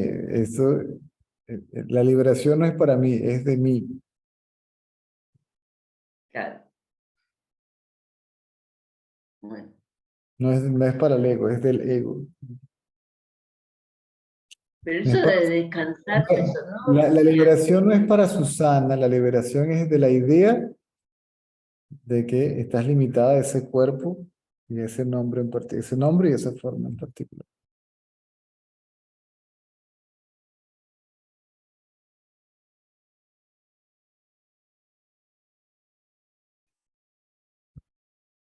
claro, fue como una casa de descanso. Eso, O sea, todo descansar. depende del trasfondo cultural, si se quiere, de la persona, ¿sí?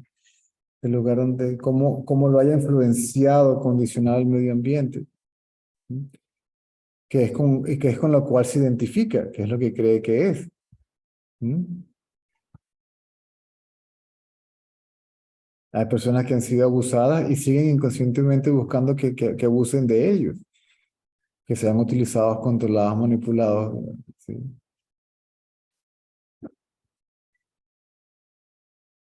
De todo depende del entorno.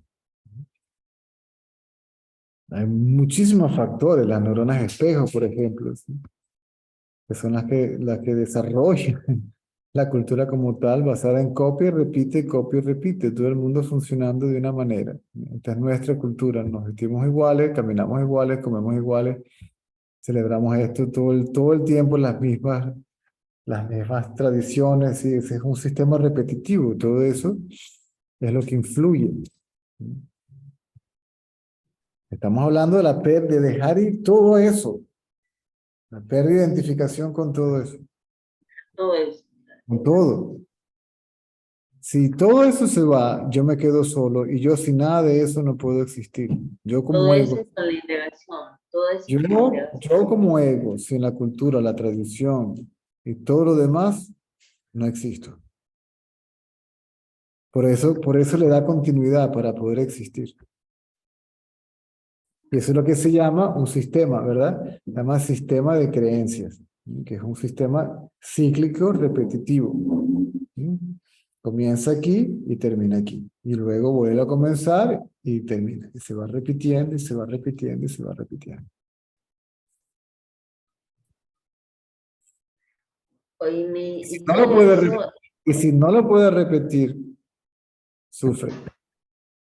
Si no se halla dentro de ese sistema, sufre. Están los shocks culturales. Yo conozco personas, una persona muy cercana a mí, cuando vino primera vez de Sudáfrica para Venezuela, le daban unos ataques. Si yo me quiero ir de aquí, un shock cultural fuerte. Mucha gente le sucede cuando va a India. La, dis- la disonancia cognitiva es demasiado fuerte y el cerebro le hace cortocircuito. claro, claro. Y Porque para eso, no me hallo, si no me puedo identificar con ellos, o sea, no me hallo aquí, no, aquí no soy, aquí no existo, yo no soy de aquí, ¿sí? Entonces, todo eso, ahora, eso no quiere decir que las navidades, pues, les compro el arbolito, les compro las hallacas, me sigue, pero realmente no hay apego a ello ni identificación con ello. ¿Mm? Los rituales, pues, te los hago yo también. Cantos devocionales, pues cantamos juntos. ¿Mm? Pero, pero para eso no tiene la más mínima validez. ¿Mm? escúchame César, y para pensar que, que yo tengo Para, derecho, que para yo tengo pensar, derecho para pensar en que está a, loco. Para pensar en que bueno, está loco. para sentir que, no sé, para confiar en que yo tengo derecho a este conocimiento, a esta revelación, a esta dicha, El único derecho que tiene. ¿cuál es mi derecho? No tengo que ir a un psicólogo para Es aprender el eso. único derecho y es el único deber. Esa constitución es simple porque hay un solo derecho y un solo deber. Y pero eso no me bloquea, no me Sí, bloquea porque de hecho yo no tengo derecho a esto. claro, Y para eso no tengo, no hay que ir a un psicólogo, por ejemplo. O no, hay que indagar, hay que indagar, hay que indagar. no. Claro que eso es un pensamiento, no tengo derecho, y ese pensamiento produce cualquier cantidad de sentimientos y emociones en el cuerpo, ¿sí o no? Sí, Entonces ahí es donde tienes que indagar. ¿Quién es el que dice que no tiene derecho? A ver. Y derechito, ¿sí? Se calla derechito. Derecho va derecho a su frente, cumpliendo con su deber.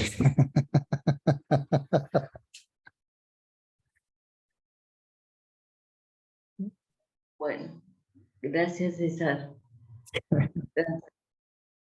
Gracias. Es como si, imagínate que eres una princesa y piensas que no tienes no tienes derecho a los beneficios de ser la hija del rey.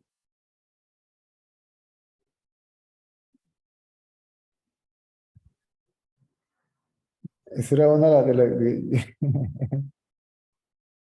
antes, cuando la poesía tenía un sentido espiritual para mí, antes de que conociera todo esto, Facundo Cabral para mí fue un monstruo, para mí fue muy importante. Ujú. Y él decía, si soy el hijo de Dios, eso me hace un príncipe. Ah, sí, y hablaba así también. Hablaba así. Entonces, ¿de qué me estoy quejando?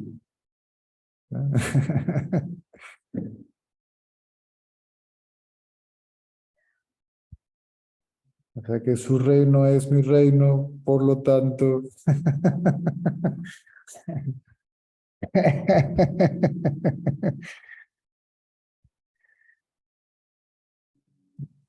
Gracias César. A la orden. Mm, chao.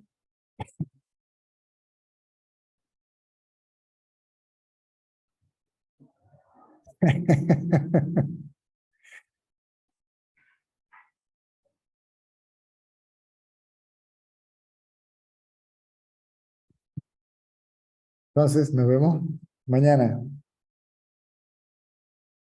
Mañana es 24. ¿Me quieren ver mañana es día de Navidad? También me quieren ver mañana. Al niño Jesús.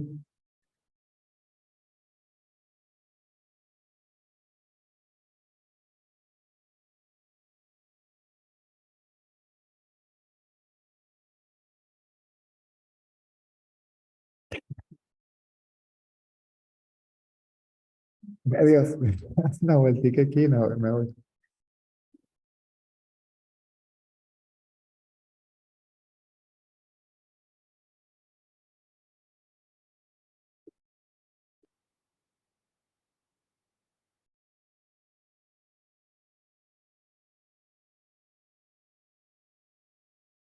Uno de los poemas de Facundo que más me gustaba, con el que más me identificaba, porque me pasaba lo mismo, dice, ahí va la mujer que me gusta con el hombre que le gusta.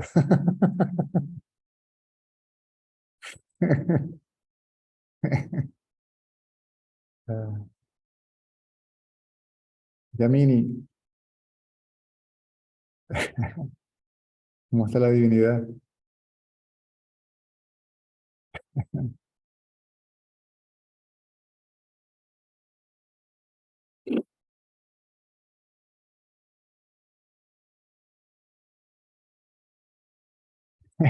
Susana, ¿a poco niet?